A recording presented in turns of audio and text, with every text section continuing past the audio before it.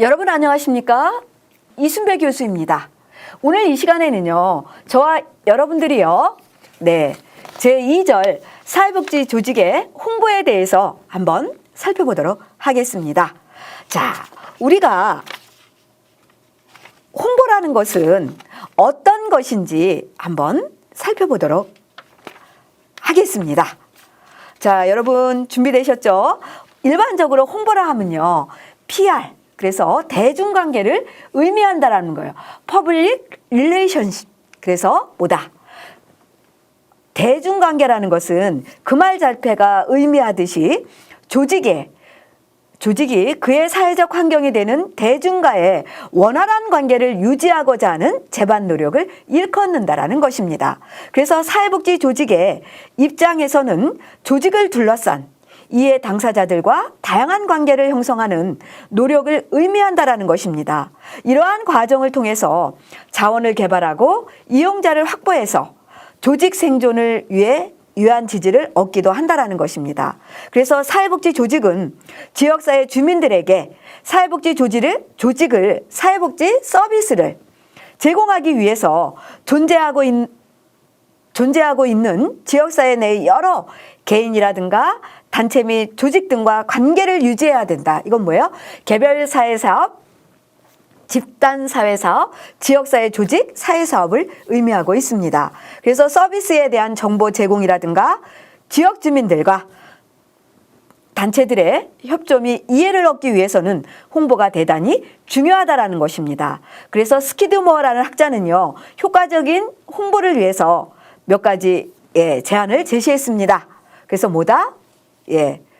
첫 번째, 목표가 무엇이며 어디에 있는가를 알아야 한다라는 거. 두 번째는 접촉하려고 하는 사람이 누군가를 알아야 되고, 세 번째는 이용 가능한 자원을 고려해야 된다라는 것입니다. 그리고 네 번째는 돌아오는 이익이 접촉하고자 하는 상대방과 어떻게 연관되었는가에 유의해야 된다. 그리고 다섯 번째, 홍보에 관한 구체적인 기법을 알고 있어야 되고, 여섯 번째, 절대적으로 정직해야 되고, 일곱 번째, 사람들에게 감사해야 된다. 그래서 여러분 이제 좀 더 함축된 단어로 살펴보자면, 홍보란 퍼블릭 릴레이션은 PR은 대중관계를 의미하고, 이것은 조직이 그의 사회적 환경이 되어지는 대중과의 원활한 관계를 유지하고자 하는 제반 노력이고, 사회복지 조직에서의 홍보라는 것은 지역사회 주민들에게 복지 서비스를 제공하기 위해서 존재하고 이를 위해서는 지역사회 내 여러 개인 단체 및 조직들과 관계를 유지해야 하고, 서비스에 대한 정보 제공이라든가 지역 주민과 단체들의 협조 및 이해를 얻기 위해서는 홍보가 대단히 중요하다라는 것입니다. 또한 스키드모어의 효과적 홍보를 위한 7가지 사항을 이제 첫 번째는 목표가 무엇이며 어디에 있는지 알아야 하고, 두 번째 접촉하려고 하는 사람이 누구인가를 알아야 하고, 세 번째 이용 가능한 자원을 고려해야 하고, 네 번째 이익이 접촉하는 상대방과 어떻게 연관되는지를 파악하고, 다섯 번째, 홍보에 관한 구체적인 기법을 알고 있어야 하고, 여섯 번째, 절대적으로 정직해야 되고, 일곱 번째, 사람들에게 감사해야 한다라는 것입니다. 자, 그래서 우리는 홍보를 위한 매체라는 것은 첫 번째, 시각적인 매체가 굉장히 중요하다라는 것입니다. 그래서 첫 번째 시각적인 매체는요, 신문이라든가 잡지, 그리고 책자, 보고서, 유인물, 사진 등이 있고요. 두 번째는 청각적인, 귀로 들을 수 있는 매체라는 것입니다. 그래서 이것은 이야기라든가 좌담이라든가 강연회, 라디오 등이 있다라는 것입니다. 세 번째는요, 시청각적 매체라는 것은요, 영화라든가 텔레비전, 비디오, 인터넷, 연극, 공개토론, 대중 집회 등이 있고요. 그러나 특정한 목표 달성을 위해서 가장 효과적이라고 판단되는 매체를 선택해야 한다라는 것입니다. 그러면은요, 제2절 사회복지 조직의 홍보에서 사회복지 조직의 홍보에 대해서 한번 살펴보도록 하겠습니다. Public Relation, 그래서 PR. 네. 사회복지 조직 서비스의 활용을 증진하는 방법이라는 것입니다. 이것은요, 지역사회 내에 존재하는 조직과 집단 간의 쌍방향 의사소통을 원활히 하는 것으로 조직의 이미지와 능력을 향상시키는 면이 강하다라는 것입니다. 그래서 사회복지 서비스의 활용을 증진하는 방법의 하나는 서비스 프로그램과 그 자격 요건들을 그 지역사회에 널리 홍보하는 것이다. 그래서 서비스 제공자의 입장에서 자격 요건들을 그 지역사회에 널리 홍보하는 것이고, 서비스 제공자의 입장에서는 명백한 것처럼 보이지만 이용자들의 입장에서는 프로그램의 존재 사실인지 인식하는 것이 쉽지 않다라는 것입니다. 최근의 상황은 사회복지 조직에서도 경쟁이 필요하는 인지하는 것이 그렇게 쉽지만은 않다라는 것입니다. 그러면 이제 좀 더 함축된 단어로 살펴보자면요. 사회복지 서비스의 활용을 증진하는 방법은 서비스 프로그램과 그 자격 요건들을 그 지역사회에 널리 홍보하는 것이다. 또한 사회복지 조직에도 경쟁이 필요하다는 인식의 전환이 요구되고 있다는 것입니다. 어떤 내용을 담고 있냐면 라디오나 TV 등 영향력 있는 대중매체를 이용하는 홍보 방법이 선호되고 복지기관에 긍정적인 이미지를 심어주는 데 가장 효과적인 방법이라는 것입니다. 특히 사회적으로 영향력 있는 스타나 인사들을 이용해서 사회복지기관과 연계하여 마케팅을 벌리는 스포츠 마케팅 작업이 주목하다라는 거죠. 그래서 여러분, 어떠한 드라마가 끝나게 되면 인기 있는 연예인들을 어때요? 네, 모델로 해서 어떠한 제품을 홍보한다라는 것입니다. 그래서 고객들에게 좋은 이미지를 갖게끔 한다라는 거죠. 또한 복지기관 직원에 대한 교육 훈련도 필요하다라는 것입니다. 타 기관의 성공 사례를 활용하는 것도 필요하므로 어떻다? 타 분야의 아이디어라도 기관의 특성에 맞게 장점을 잘 활용하면 긍정적인 효과를 기대할 수 있다라는 것입니다. 또한 기관의 직원뿐만 아니라 이용자와 지역 주민 모두가 기관으로 인해서 자부심을 가질 수 있는 이미지 창출을 위한 프로그램이 필요하다라는 것입니다. 자, 그러면은요. 자, 사회복지 조직의 홍보에서 들어가라는 마케팅 지향의 경향을 보면은요. 사회복지에서 소비자의 이질성이 상승하고 기업의 사회적 책임에 대한 욕구가 확산된다라는 것입니다. 또한 마케팅 지향 경영 필수이고요. 미래는 비영리 조직의 시대라는 거죠. 그래서 비영리 조직의 지도자 준비가 필요하다라는 것입니다. 그 다음에 드러커의 비영리 단체의 경영 중에서요. 비영리 조직 단체는 미국 사회의 진정한 성장 부분이다. 그래서 미국 사회의 중추적 역할을 하는 것은 비영리 단체이며 실질적으로 영향력을 나타내는 존재이고 수동적인 기부자를 능동적인 공헌자로 전환하는 기부자가 아닌 진정한 공헌자로 변신한다라는 것입니다. 그래서 어떻게? 이를 위해서는 사회복지 기관의 관리자들도 마케팅 마인드를 가지고 보다 훌륭한 행정적인 지도력을 발휘하기 위해서 어떻게 끊임없이 노력해야 한다라는 것입니다. 자, 이어서 제13장 정보관리에 대해서 한번 살펴보도록 하겠습니다. 그래서 정보관리의 개념, 사회복지기관의 정보관리, 사회복지기관 온라인 보고에 대해서 한번 살펴보도록 하겠습니다. 자, 우리가 정보관리의 개념에 대해서 한번 살펴보자면요. 정보관리라는 것은 인포메이션 매니저멘트라는 것은 조직의 효과적 운영에 적합한 정보의 획득이라든가 조직, 통제, 전파, 사용, 그리고 저장 등에 관한 원칙을 정하는 활동이라는 것입니다. 이것은요, 조직에서의 정보관리란 조직의 목표 달성을 위해서 필요한 각종 형태의 공식적이라든가 비공식적 자료와 정보를 수집하고 기록하고 분석하고 전달하고 배포, 보관하는 활동에 대한 체계와 절차를 말한다라는 것입니다. 또한요, 정보관리 시스템이라는 것은요, MIS, 이것은 매니저먼트 오브 인포메이션 시스템이라고 하는 것은 뭐다? 조직의 목표 달성을 위해서 개발된 정보 자원을 활용해 각종 정보를 산출 및 제공하는 시스템으로 정의하고 있습니다. 또한 정보관리 시스템의 정보 차원은요, 시스템 자원이라든가 통합 처리, 데이터베이스, 처리 모형 및 절차로 구성되고, 시스템 지원에는요, 컴퓨터와 통신망, 하드웨어, 그리고 하드웨어의 자원과 소프트웨어 자원이 포함되고요. 통합 처리는 소규모의 정보 시스템을 연합해서 하나의 정보 시스템으로 통합하는 것을 말하고 있습니다. 데이터베이스는요, 일정한 장소에 저장되어 있는 파일 시스템, 이것은 조직이 공유할 수 없는 뭐다? 분리된 파일을 말한다라는 거죠. 그래서 데이터베이스 시스템 조직 전체가 공유할 수 있도록 한 곳에 집합시켜서 관리하는 응용 프로그램으로 통합해 관리하는 것을 말한다라는 것입니다.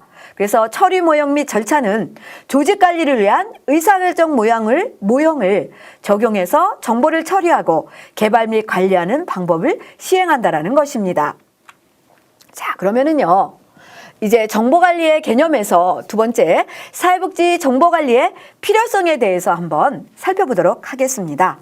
일반적으로 조직의 효과적 운영을 위한 관리 기법인 정보관리의 중요성이 제기된 배경을 살펴보자면요, 첫 번째는 뭐다?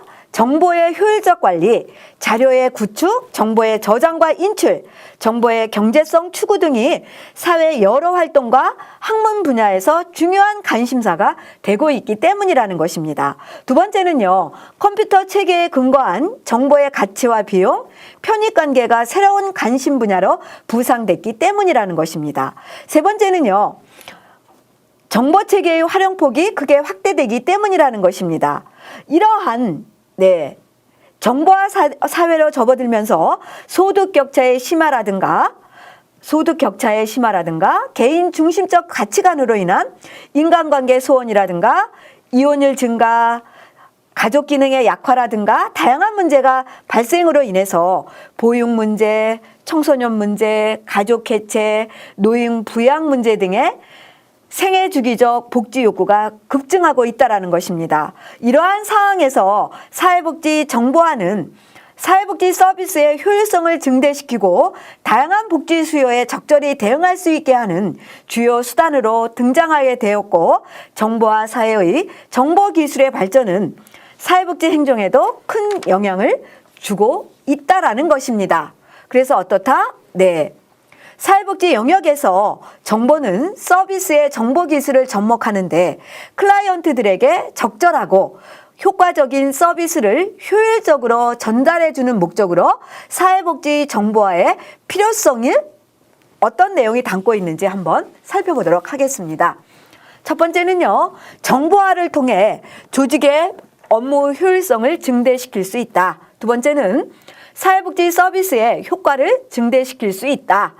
세 번째는 의사소통 및 업무의 지도감독 방식의 변화로 인해서 업무의 효율성을 증대화시킬 수 있고, 네 번째는 정보화를 통해서 사회복지의 정확성, 객관성, 타당성을 확보할 수 있다라는 것입니다. 왜냐하면은요, 사회복지사가 자신이 수행하는 사업 내용을 전산망에 입력하면서 자신의 활동 내용을 모든 사람에게 보게 된다는 것을 의미하기 때문에 더욱 책임감을 가지고 성실하게 사업을 진행해야 한다는 것입니다.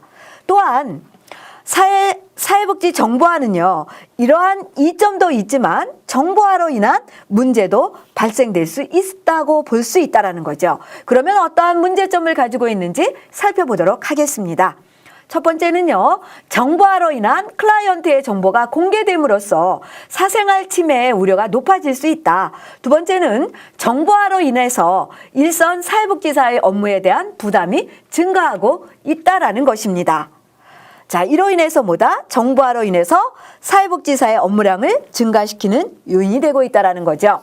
자, 다음은요, 제1절 정보관리의 개념에서 세 번째, 정보관리 관계의 유형에 대해서 한번 살펴보도록 하겠습니다.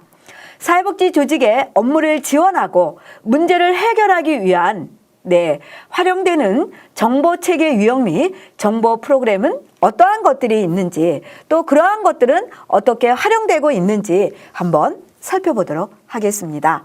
우리가 이제 자료 처리 시스템에 대해서 살펴보자면요, 데이터 프로세싱 시스템, 그래서 반복적으로 발생되는 사무 업무를 자료의 입력만으로 처리하게 하는 기능을 수행하고 있다라는 것입니다. 또한 이제 관리정보 시스템이라는 것은요, 기업에서 사업 관리를 위해서 필요한 정보를 수집하고 배분하기 위해 고안되었다라는 것입니다. 그래서 어떻게 해요?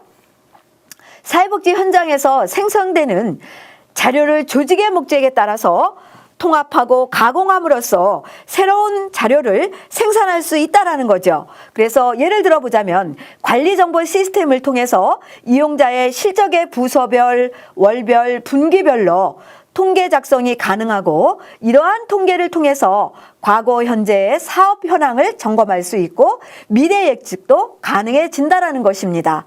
그래서 사회복지의 최고 경영자는 이러한 통계 자료를 토대로 해서 조직의 목표를 설정하기도 하고 새로운 프로그램을 기획할 수도 있고, 중간 관리자는 이러한 자료를 통해서 일선 사회복지사의 업무 실적을 쉽게 평가할 수 있다는 것입니다.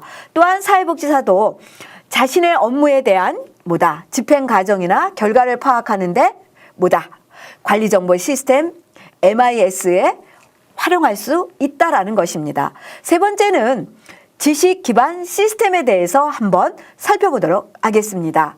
사회복지 조직의 지식 기반 응용 프로그램은요, 클라이언트의 임상 실천과의 상호작용을 증진할 수 있는 가능성을 지니고 있다는 것입니다.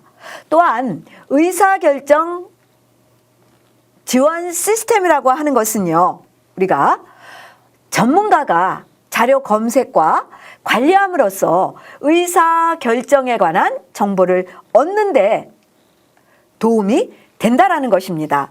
예를 들어 보자면은요, 캐나다 페이지 347페이지에 있습니다. 온타이오주에서 활용하는 아동복지 척도가 있다라는 것입니다. 그래서 CWBS, 그래서 더 차일드 웰빙 스케일에서 사회복지 기관에서 위기 사정을 위해 활용되는 척도이다라는 거죠. 이 척도는 34개의 행동평가 항목으로 구성되어 있는데요, 임상적 행정으로서 매우 유용하고 중간 관리자에게도 이 척도가 서비스에 대한 의사결정 도구나 서비스질에 대한 평가 도구로 이용하고 있다는 것입니다.